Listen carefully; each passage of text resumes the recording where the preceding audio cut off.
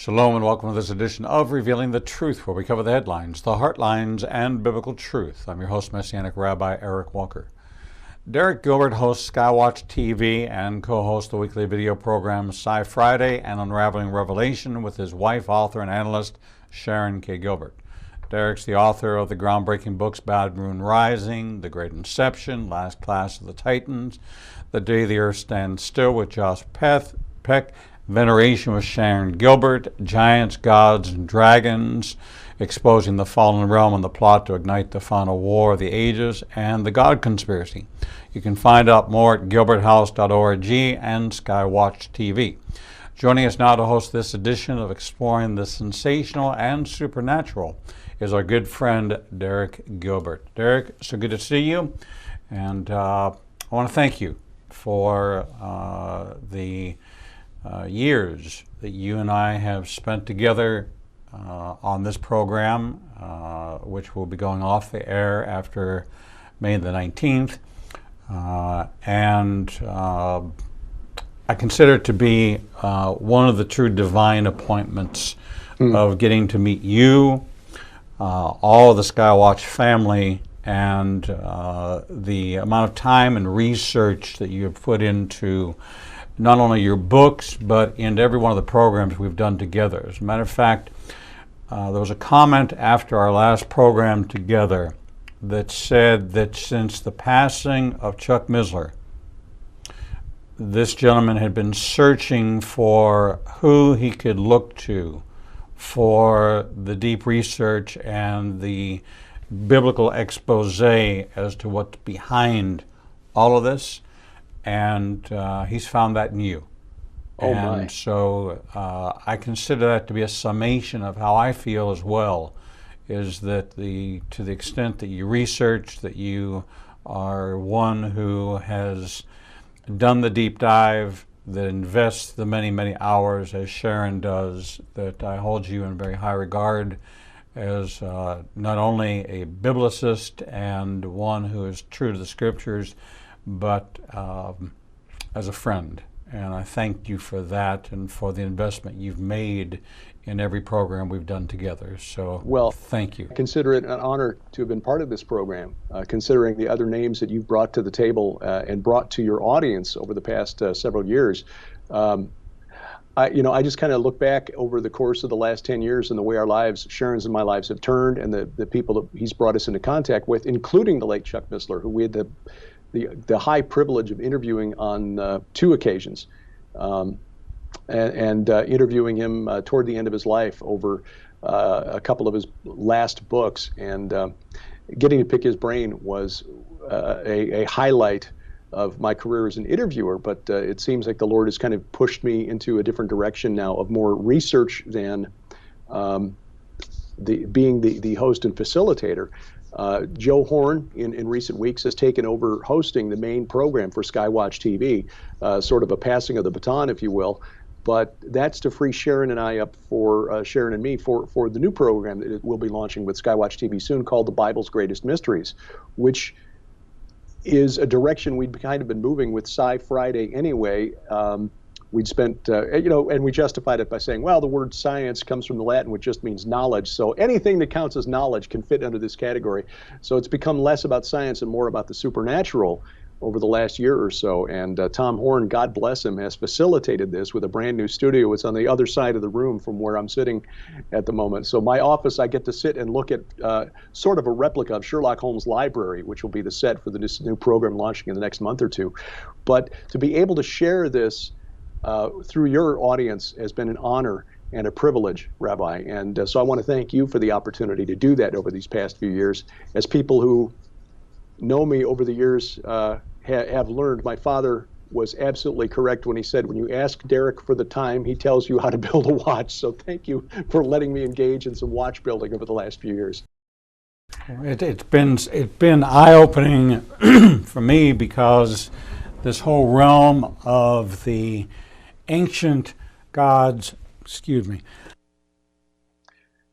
Yeah, they're more real than we've been taught. Much more real. And when you look at the impact on the Israelites, on what the Jewish people have had to contend with, and then that 400-year window where in between the Old and New Testaments, the heavy onslaught of the Greco-Roman period, where this became an assimilation. This became a big struggle for the literate, for the learned, and for those that failed to grasp that the distinct difference between the pagan world and the idol world and the world of the believer is that they have a God they can see, but they cannot hear. And we have a God we cannot see, but we can hear. And that distinction is so played out in everything that you have researched and identified with symbols and signs and buildings and edifices, and how that culture evolved, that man, and why we're admonished to walk by faith and not by sight, is a direction directly pointed to that period of time in Greek mythology and in the false gods and the Watchers and the rise of Nimrod and all that happened on Mount Hermon. It's fascinating because nobody in the church speaks of that from the pulpit, and nobody has a Bible study in their church on Sunday morning or Wednesday which focused on any of this. So it became separated. And what you've done is you have gone to the backstory, which explains the diabolical threat that existed all along and was advancing at a quantum speed like it is today, all as an attack against the seed line of Messiah. Right. And if you can divert all this, then the Jews as a people fade away, and there's no one to have to bring birth to the Messiah, and then there's not a people to call for his return. So it all goes back to Genesis 3:15 in every regard. Genesis 3:15, but as Dr. Michael Heiser says, and credit where it's due, much of what we do is based on his research, both in the supernatural, or rather the unseen realms. The supernatural, sort of the introductory version of the unseen realm, which is the foundation for pretty much everything that Sharon and I have been researching the last 5 years, but also reversing Hermon, and now his excellent commentaries on the book of Enoch. He's got 2 volumes now published. All of that is essential for Christians to understand what the Bible really teaches and the influence of these old gods, small g gods, worshipped by the pagans of Greece and Rome, but also of Palestine, Canaan, Babylon, Mesopotamia. This is the other key difference between the early church, Jews of the Second Temple period and the early church, and their Greco-Roman and Phoenician neighbors. The early church understood that the gods of the Phoenicians and the Greeks and the Romans were real, but that they were fallen angels. We in the modern church have been taught that they're just imaginary, that these civilizations that built these magnificent megalithic structures of Rome and Egypt and ancient Mesopotamia were somehow deceived into following these imaginary friends and sacrificing to them for thousands of years.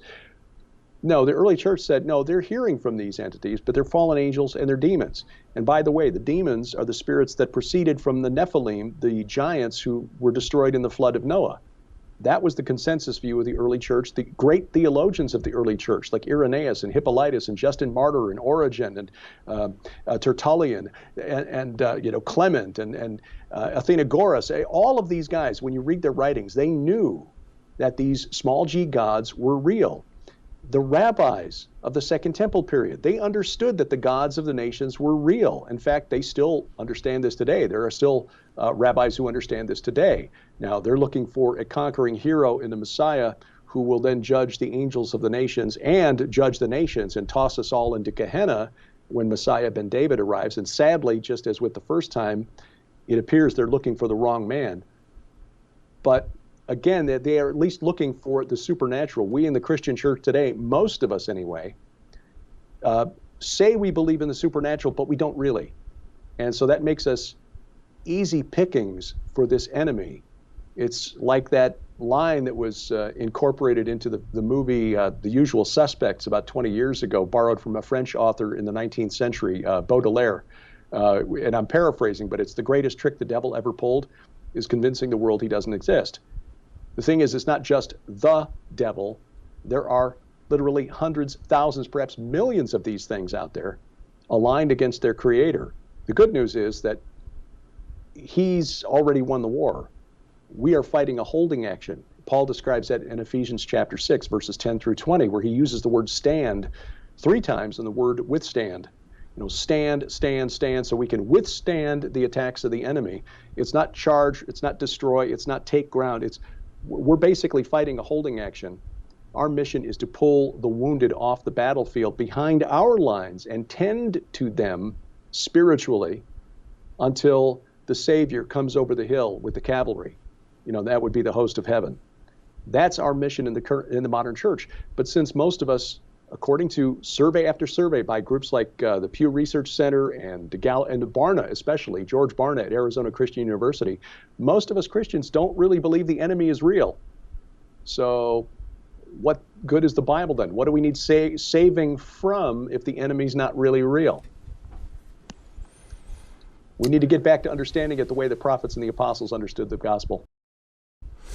There's so much right in our face, right in our backyard. One of the observations that I made early on when I came to faith and I began to understand the Jewish roots and heritage of Christianity and began to be introduced to the writings of Eusebius and Josephus and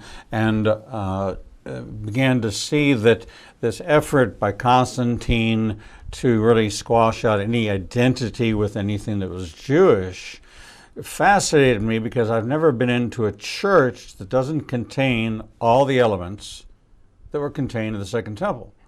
The Catholic Church especially has water, they have incense, they have lit candles, they even have a little guy with a beanie. All the things that they said were not going to be and we're not going to be like. They have a bema, a high place. You walk up to the top of the pulpit, the high place, and there you have a podium, okay, which puts you even above the people. So you are at the highest point above the people. All this was based on the design, and if you talk to church architects, if they're true church architects, every church is built facing Jerusalem.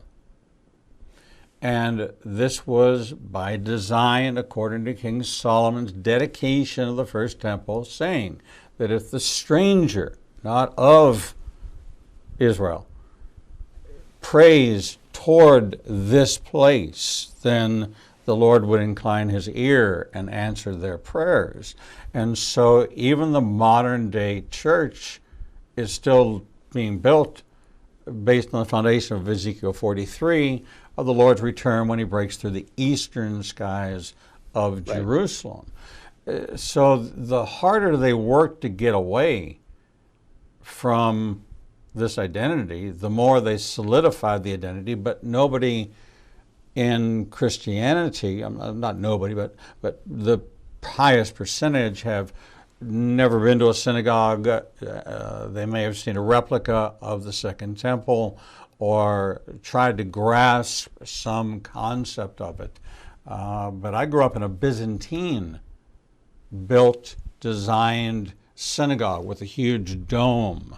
All the domes of the Byzantine period, many synagogues were built all around America that have this dome across the top of it. That's a Byzantine influence. And so we see all around us signs. We see steeples. We see things that we if you ask somebody, why is there a steeple?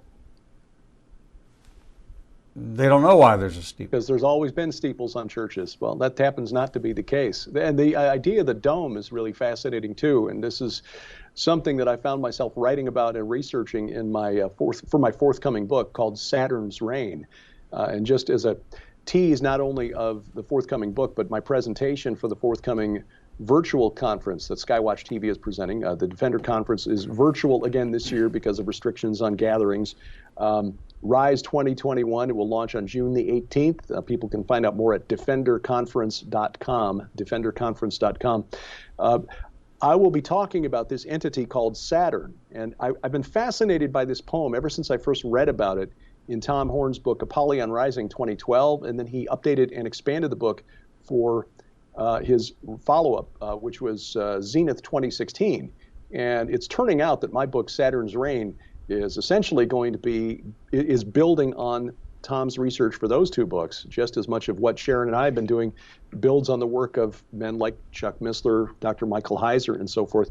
This poem, or this line, Saturn's Reign, refers back to a poem that was written by the Roman poet Virgil in the 1st century BC. We may have talked about this before. He was a contemporary of Julius Caesar and then Caesar Augustus, who was one of his patrons. And this poem called the Fourth Eclogue makes reference to the return of Saturn. Now, in the Roman mind, Saturn, who was equated with the Greek god Kronos, and I will show in my book that he's also to be equated with the Canaanite god El, who was referred to by the pagans in and around ancient Canaan as Milcom, the chief god of the Ammonites, but that was just an epithet that meant king. And it was transformed by the Hebrew prophets by using alternate vowels to twist the meaning of king into shameful thing, just the way Baal was transformed, or Baal was transformed into Bosheth, meaning shameful thing, or Asherah into Ashtoreth. Milcom became Molech.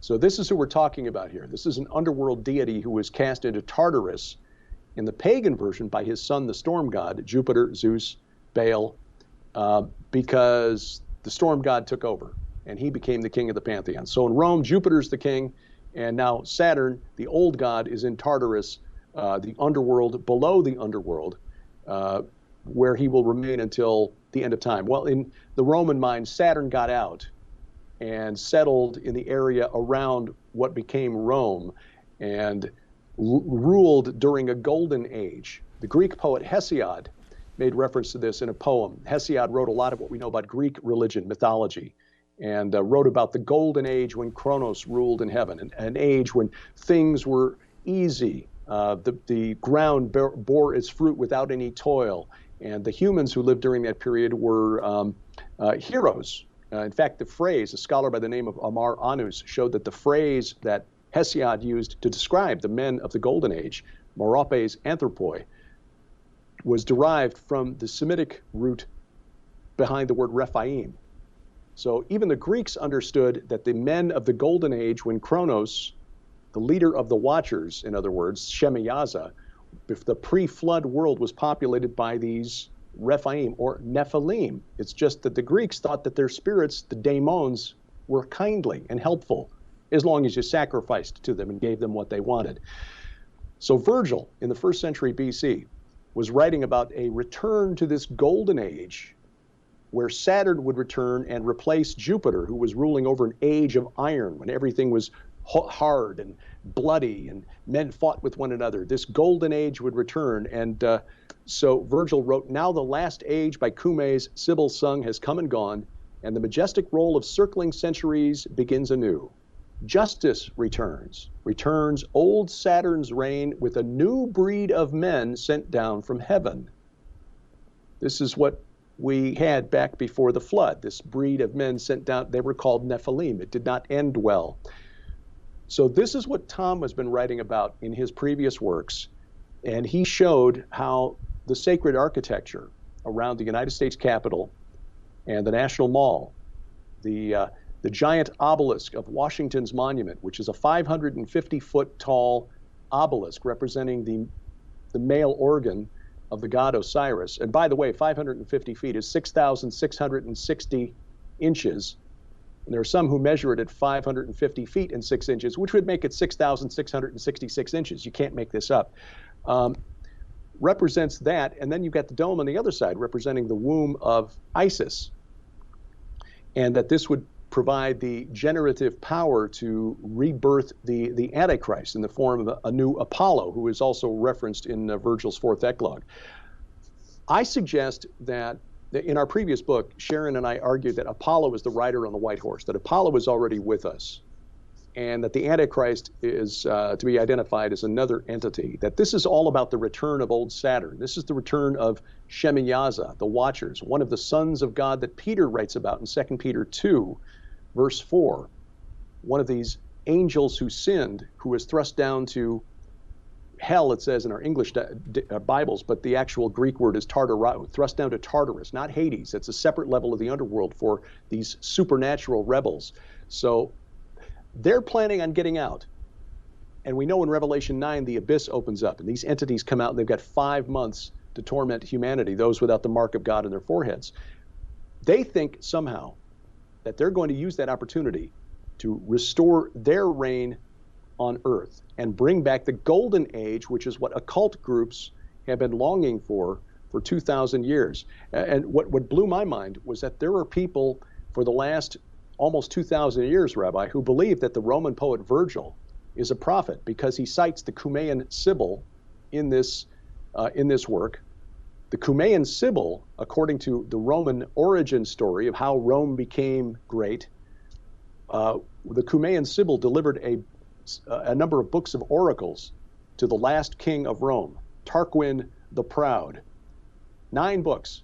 I'll sell them to you for X amount of lira or whatever.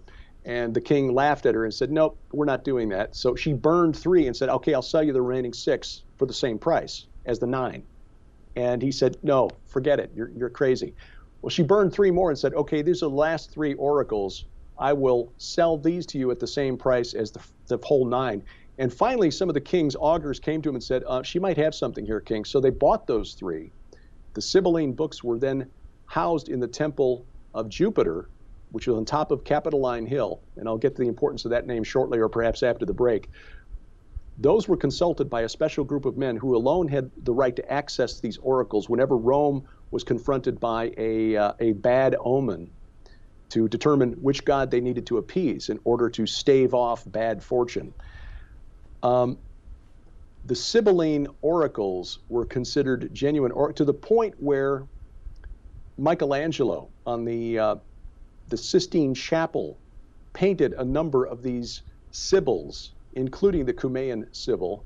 They were oracles of Apollo, but Christian writers considered that some of their oracles were actually true and prophecies of Jesus Christ. In fact, they argued after Constantine the Great, who may have been influenced by the early Christian theologian Lactantius, that Virgil's fourth eclogue and this prophecy of the birth, a boy's birth in whom the iron age shall cease, the golden race arise.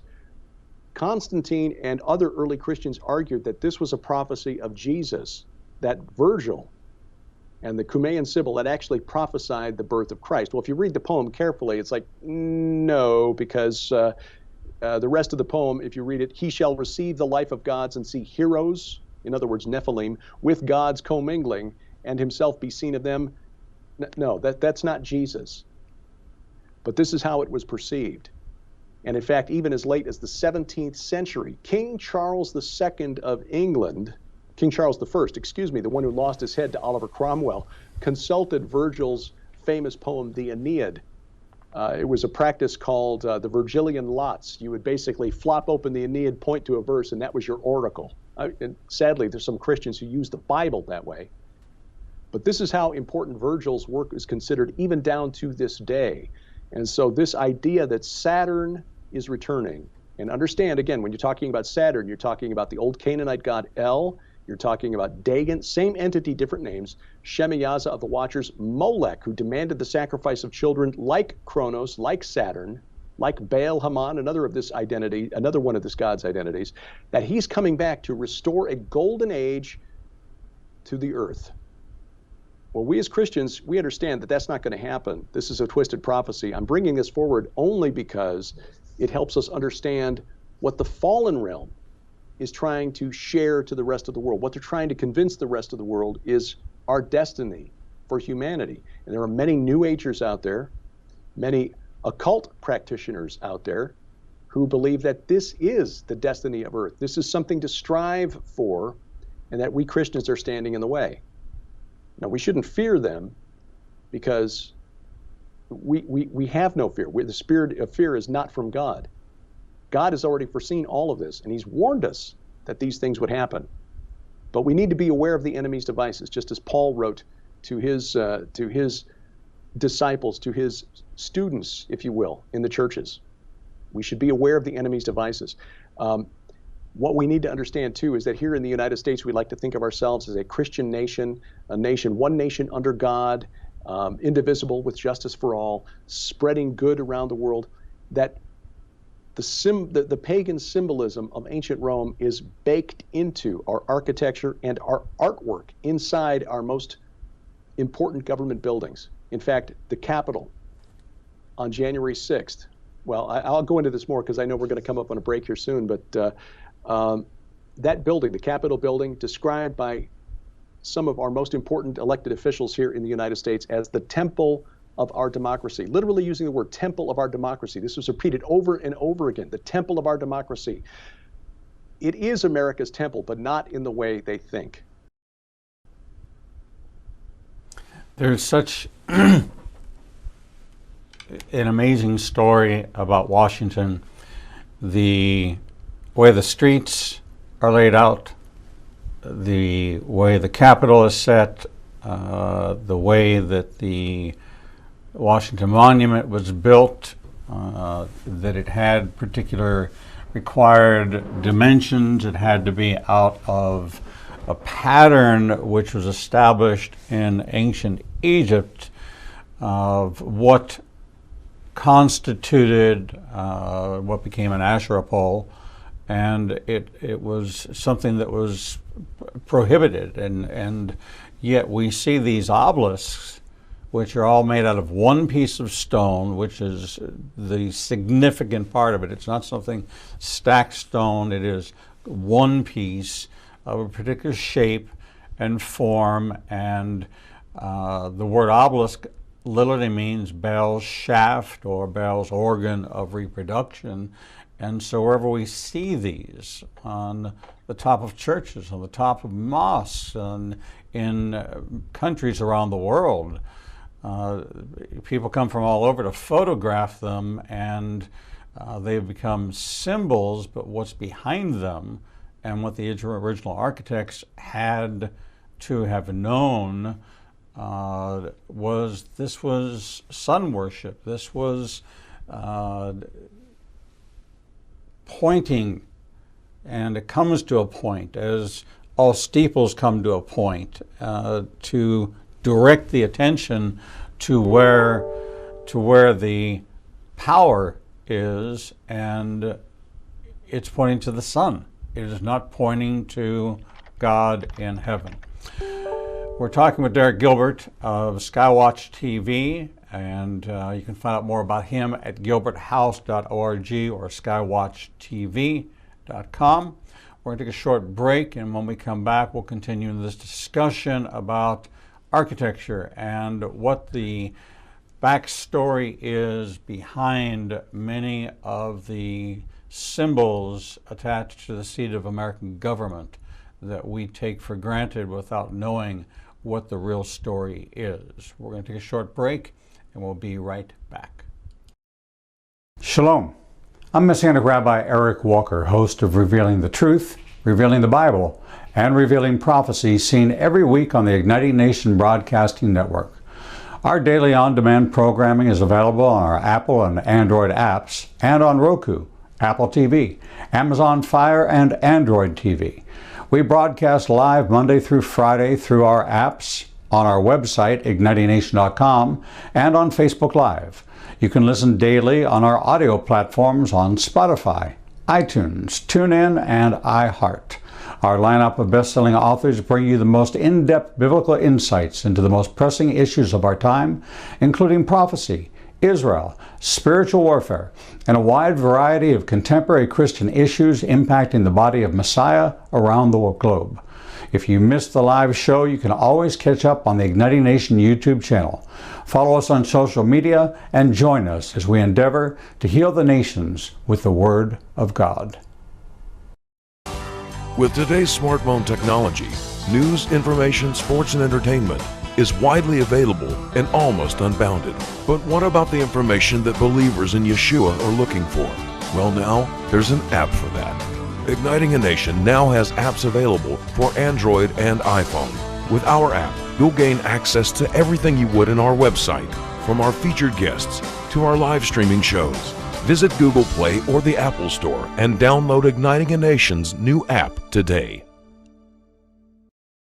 Shalom. I'm Messianic Rabbi Eric Walker, inviting you to study right by my side through the Biblical Truth Library. Imagine having access to over 1,000 hours of audio and video teachings available to you through our website on a subscription basis or via our Apple and Android apps on an a la carte basis. Whichever method you choose, we promise to deliver new insights into the living Word of God as seen through the eyes of a Jewish believer. If you hunger and thirst like millions around the world for a deeper walk with God and the revelation of new understanding of the Scriptures, visit ignitinganation.com and click on the Biblical Truth Library or on any device with our free app. Don't let another day go by without receiving your heart's desire for a new depth of understanding into all of God's Word. Shalom. I'm Messianic Rabbi Eric Walker, inviting you to join me and my special featured guests twice per month with Rabbi Zeb Parat and Carl Gallups, and monthly with Dr. Michael Heiser, Dr. Michael Lake, Dr. Timothy Jennings, Dr. Mark Baker, Dr. Jeffrey Johnson, Drs. Michelle and Mark Sherwood, Dr. Kim Moss, Derek Gilbert, Peter Rosenberger, Brandon Gallups, Steve Fair, Stephen Black, for in-depth insights into Israel, prophecy, the unseen realm, the brain, spiritual warfare, overcoming shame, mysteries of the Bible, prophetic insights, the sensational and the supernatural, caregiving, addiction recovery, understanding the divided heart, same-sex attraction, and much more. We're proud to feature some of the greatest biblical minds from both Israel and around the United States. Check out our featured guest lineup and 24/7 feed on ignitinganation.com or watch by topic on any device with our free apps. If you can't find what you need, you're just not looking in the right place. Follow us on social media and download our free apps today. Shalom. I'm Messianic Rabbi Eric Walker, inviting you to join me and Israel's #1 rated guide, Edo Canaan, for our annual Israel trip. Our 2022 trip is now open for registration for our 18th trip to Israel. Our trip will take us from Tel Aviv to the Galilee, down to the Dead Sea, and 4 nights in Jerusalem. You will walk where Yeshua walked and watch the Bible turn from black and white to living color. Visit ignitinganation.com/events and download the registration form today. No, it's not too early to take advantage of our payment plan designed to fit any budget. All of our trips sell out, and we want you to experience this life-changing journey. Registration is now open for April 2nd to 13th, 2022, and we promise you, you will never read your Bible the same way again. Shalom and welcome back to this edition of Revealing the Truth, where we cover the headlines, the heartlines, and biblical truth. I'm your host, Messianic Rabbi Eric Walker. Joining in with us is Derek Gilbert, who is our host of Exploring the Sensational and Supernatural right here on Revealing the Truth. He's the author of many great books. You can find out more about him at gilberthouse.org and skywatchtv.com. Derek, welcome back. Thank you, Rabbi. Again, just this past several years of being part of this program has been quite an honor, and always enjoy these conversations. As do I. It's one of the great benefits and blessings. There's no way that you and I, a Jewish kid from Pittsburgh, would ever have our paths cross Had it not been for us stepping out to do these, you know, they call them interviews, but they're not really. Every segment's a teaching. We've got over 2,100 out there.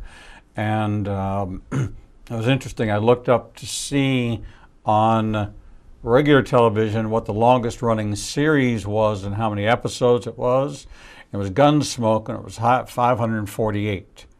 And so in 4.5 years, we've done 2,100 episodes of Revealing the Truth. So I feel like we've made a contribution in a lot of areas of teaching and so many subjects that really the church never discusses, and really the 360-degree experience to give people a storehouse of experts and contributors and voices that would enhance their walk with the Lord. So we feel that we have fulfilled that, and that this season is now moving me back to in-person teachings, where is where I thrive in those teachings. And those will be live streamed out through a new app called HAPS, which takes us to all the social media destinations. Just takes us off of the streaming services, the Roku and Apple TV, but we'll be on all the social media sites and all of that live. No pre and post production, just what you see is what you get, and that's what our live audience sees. So we will continue in that. Yeah, look forward to that. We were getting ready to talk about domes, because domes have played an important part. Domes are all over the world. Like I said, as a matter of fact, the way my mother kept me busy and occupied was I was to count how many lights were burnt out in the dome every time I would be seated as a little 4-year-old kid in the synagogue. That was the job I had. And of course, she would automatically interrupt me periodically, so I'd have to start over, because it was, you know, and that's what kept me in a 2.5-hour service. Sure. Was my assignment to count the lights in the dome. But the dome has great symbolism. It does. And in 21st century America, we sort of assume that the dome of the Capitol and the domes of the various state Capitol buildings are just, you know, that's how you build a building to house your legislative body. And that the reason that the Capitol in Washington, D.C. is called the Capitol with an O-L is because that's what you call the building where your legislature meets. Well, that happens not to be the case. You talked about the architecture laid into the street layout of Washington, D.C. The architect of Washington, D.C. back in the 1790s was a Frenchman by the name of Charles Pierre L'Enfant. And he was responsible for all of that, and that's been well covered elsewhere. The excellent documentary by Chris Pinto, Adullam Films, on Riddles and Stone is a great way to learn about that. But just looking at the Capitol itself, and again, this was inspired by Tom Horn's books, Apollyon Rising 2012, Zenith 2016, and my desire to figure out what role this old Saturn played, especially after I was able to document through the work of secular peer-reviewed research that Saturn is Kronos, is Baal-Hamon, is El, is Dagon, is Enlil, is Molech, you know, etc., all the way back to a god worshipped by the Hurrians in the 4th millennium BC by the name of Kumarbi, and then establishing that he was the chief of the Watchers called Shemiyaza. This is a pretty powerful guy who's sort of just in the background of the Bible. He's also the chief god of the Assyrians called Ashur. And there are some biblical verses that refer to the Assyrian, and I'm going to argue in my book that this is not a reference to the Antichrist, that this is actually a reference to the god Ashur, who is Enlil, Dagon, El, Kronos, Saturn, etc., Shemiyaza of the Watchers. What does this have to do with the Capitol? Well, in Rome, when the temple to Jupiter was built, the temple to Jupiter Optimus Maximus was constructed back in the 6th century BC. So about the time Jews were beginning to return from Babylon to Jerusalem, after the fall of Babylon in 539 BC, and Cyrus legalized all of the faiths again, and basically said, okay, you can go back to Jerusalem. They were beginning to construct this temple to Jupiter, the chief god of Rome. Now, bear in mind, Jupiter is Zeus, who is Baal, who Jesus in Matthew 12:24 and in Revelation 2, in his discourse on letter to the church of Pergamum, he identified the storm god Baal and Zeus as Satan. So we're talking about the temple to Satan in Rome, the chief god of Rome. They put it on a hill, and they started digging the foundation for this back in 518 BC or somewhere thereabouts, and they excavated a human head, a man who'd been killed in one of the wars that the Romans fought back in its early days, and it had been there a while, but it was remarkably well preserved. Well, for some odd reason, the augurs of Rome said, hey, this is a good sign. This bodes well for Rome. This is a sign that Rome will be great. Why they did, I don't know, but they decided to name the hill for the fact that they found a head there. Now, in Latin, the word for head is caput. That's why you get a mafia boss. He's, da capo, he's the head. So they named the hill the head, Capitoline Hill, and they named the temple of Jupiter the Capitolia. This was the temple of the chief god of Rome on the summit of the Capitoline Hill. The temple for Saturn was placed at the bottom of the hill. And in keeping with this idea that Saturn ruled during a golden age, the treasury, Rome's storehouse of gold, was kept in the temple of Saturn. But visitors to Rome said it was like Saturn had been dislodged from his position at the top of the hill and pushed down to the bottom, as the story goes of Jupiter and Zeus basically overthrowing the father, Saturn, Kronos, and sending them down to Tartarus. So you've got this idea now that Rome's most important temple, the Capitolia, on top of the Capitoline Hill, named for the head. Interesting connection to what we discussed in our last program about the Mount of Olives, where when David was fleeing from Absalom, his son who was leading a rebellion, he fled east across the Mount of Olives, and when he reached the Rosh, in 2 Samuel, he reached the Rosh, the head of the Mount of Olives, he stopped. This is where he had worshiped God. Rabbi Zev Porat argues that this is where David buried the head of Goliath, and that site became Golgotha, Goliath's head. That was the place of Jesus' crucifixion, this on the head of the Mount of Olives, which was named for Goliath, a worshiper, a venerator of those spirits that had proceeded from the Nephilim.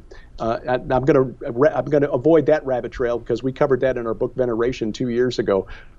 But just an odd connection between the Mount of Olives and this idea that the head of that mountain facing the eastern gate of Jerusalem and the temple were so important. All right, fast forward to 1799. Charles Pierre L'Enfant is laying out the design for Washington, D.C. Thomas Jefferson has his own very strong ideas about the way things are going to be. L'Enfant wants to call the building that will house the legislative body, the new legislator to the Congress of the United States, he wants to call it Congress House. Makes sense. Most of us Americans think you call the Capitol because that's what you always call the Capitol. No, there was only one building, as far as we know, in the world, based on the research I've done, that was called the Capitol, and that was the state legislative building in Williamsburg, Virginia, which in 1699 they decided to call it the Capitol. Why? Because that was the name of the temple of Jupiter in Rome. Thomas Jefferson insisted that this new building that would house the United States Congress be called the Capitol, because it was the name of the temple of the chief god of Rome. Not because that's what you called a building where your legislature met, because it wasn't. But following that pattern, most of the state legislative bodies in the United States called their Capitol building the Capitol. And again, Capitol with an A is the chief city of a district. Capitol with an O is where the legislature meets, because it's named for the head, the temple built on the Mount of the Head, the Capitolia on the Capitoline Hill in Rome. Why did Jefferson do this? Did he actually worship Satan? No, I'm not saying that. Jefferson probably didn't believe Satan was even real. But like I said in the first segment, the greatest trick the devil ever pulled is convincing the world he doesn't exist. And so here we've got the chief legislative building of the United States now, named for the temple to the storm god in Rome, the temple to Satan, essentially. Now, why is there a dome on this building? Because when you look at the recreations of the temple of Jupiter in Rome, it is not a domed building. It is a flat-topped building. Why the dome? It's another building in Rome that's very important. It's called the Pantheon, built during the reign of Caesar Augustus to honor the gods. It is a domed structure. It is a concrete dome that has stood the test of time. 2,000 years, that dome still exists. And it's got, at the top of the dome, what's called an oculus, which means eye. It was open to the sky back in the day. Today it's covered by plexiglass. But the point was it represented apotheosis. The designer of the Pantheon in Rome, Agrippa, wanted it to represent the apotheosis of Caesar Augustus, because Caesar had essentially become the first emperor. He didn't call himself that. He was very cautious, public relations wise, but that's what it was to represent. But it did represent Julius Caesar inside, and this merger of the sky and the earth and the idea of becoming a god. Well, when you go into the United States Capitol, you see an oculus, an eye, an opening before the underside of the dome. And on the dome itself is painted by Constantino Brumidi, the great Italian painter, a work called The Apotheosis of Washington, which literally depicts George Washington becoming a god. He is among the pagan Roman deities. And Tom Horn has written in great detail about this in both Zenith 2016 and Apollyon Rising 2012, the representation of the 72 five-pointed stars around representing the gods of the earth, the sons of El, representing all of the pagan gods of the nations. What's even more interesting when you understand the symbolism of Saturn, and you look at the way Washington is depicted on that in that painting, he is seated, but his legs are covered by a swath of purple cloth, purple representing royalty, of course. The statue of Saturn in the Temple of Saturn at the base of the Capitoline Hill always depicted the statue, the legs of the statue were bound with wool for most of the year. The only time they were unbound was during the Saturnalia, December 17th through 23rd each year, which represented the one time during the year when Saturn was allowed out of the netherworld. So here you've got Washington, who's become a god, on the underside of this dome, which was based on the Pantheon in Rome, representing the gods, depicted as one who has rejoined the assembly in heaven, but with his legs bound, in a sense, like old Saturn. And as Tom wrote in his books, there is a crypt on the main floor of the United States Capitol, which features a chamber that was to house the corpse of George Washington. Martha agreed to this, but because of building delays, not least of which was the War of 1812 and the British burning down the Capitol, George's body never got there. But there was an opening directly above the chamber where the coffin of George Washington was to be kept. So that was open to the rotunda, which again is open through the oculus above, on which in the 1850s was painted the apotheosis of Washington. Whether the architects and the artists involved understood the symbolism of what they were creating in the United States Capitol, certainly the fallen realm has influenced it, and I believe that they are having a great laugh at our expense.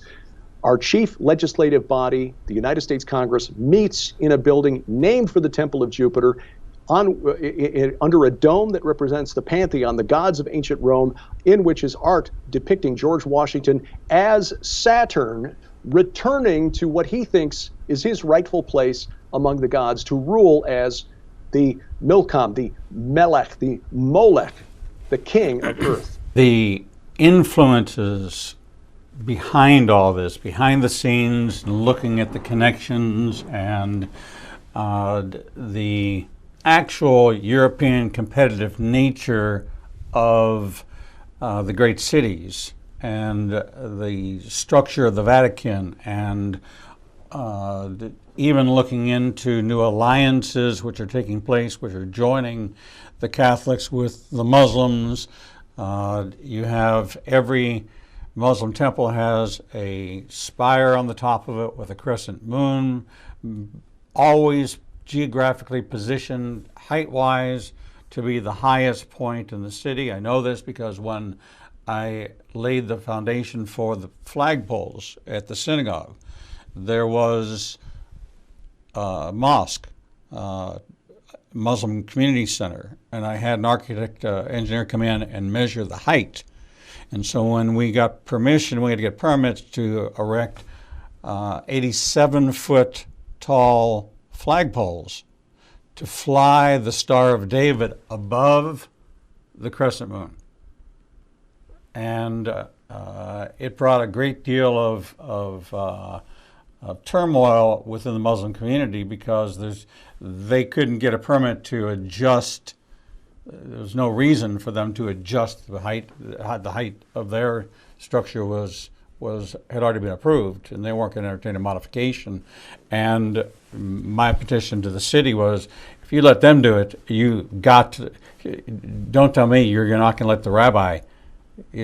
Last thing you want is anti-Semitic mayor of Hoover, Alabama, refuses to allow the Israeli flag to be flown.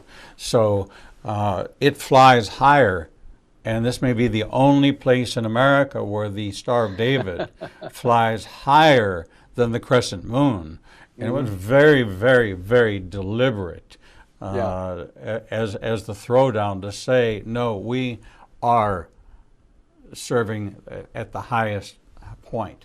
But the fact that the Washington Monument is 2 times taller than the highest obelisk anywhere, points to this being the seat now of a new world order, a new capital. Yes. Does it become the little horn of Revelation of Daniel? Does it replace what we have thought before was the Roman Catholic Church? We don't know. Deals are being made behind the scenes, and alliances are being created. And when the Pope signed an accord with the Islamic world, he merged the 1.8 billion Muslims with the 1.2 Catholics, creating an alliance of 3 billion with a remainder of Christianity, non-Catholic related, of 1 billion. Now it's a 3 billion to 1 as far as this alliance goes. And this is something that is a predictor of this, the way we responded globally to the COVID, and seeing this world cooperation, this universal edict, and we're seeing more and more of that beginning to flow out. We are certainly in times which are foretold.